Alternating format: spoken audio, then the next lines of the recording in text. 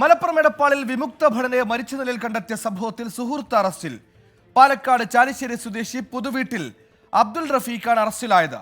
മദ്യപാനത്തെ തുടർന്നുണ്ടായ കയ്യാങ്കളിയിൽ പരുക്കേറ്റാണ് ഗോവിന്ദൻകുട്ടി മരിച്ചതെന്ന് പോലീസ് കണ്ടെത്തി.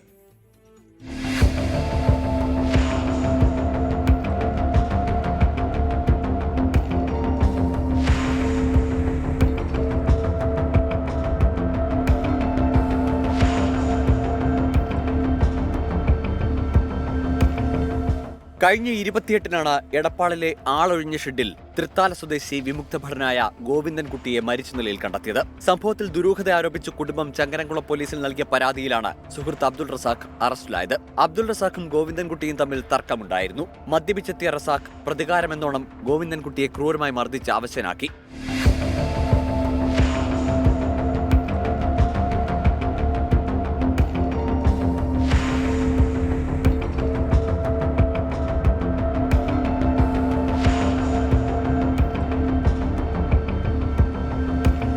ആശുപത്രിയിൽ കൊണ്ടുപോകാൻ ശ്രമിച്ചെങ്കിലും ഗോവിന്ദൻകുട്ടി വഴങ്ങിയില്ല. പിന്നീട് ഗോവിന്ദൻകുട്ടി മരിച്ചെന്ന് മനസ്സിലായതോടെ അബ്ദുൾ റസാഖ് മുങ്ങി. ഒടുവിൽ കോഴിക്കോട് നിന്നാണ് ഇയാളെ ചങ്ങരംകുളം പോലീസ് അറസ്റ്റ് ചെയ്തത്. പോസ്റ്റ്മോർട്ടം റിപ്പോർട്ടിലാണ് മരണകാരണം മർദ്ദനമെന്ന് വ്യക്തമായത്.